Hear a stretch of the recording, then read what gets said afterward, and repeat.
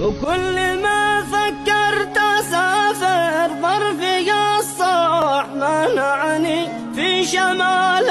اليمن عايش على نار بعدي بين أعز القبايل ينشمع ذروني يا رجال المعالي مسقط الراس غالي فيه ذكرى الطفولة فيه ذكرى رفاقي فيه أمي وأبي شوق هز الكياني يا صباح المنادي فوق سطح الديار هيا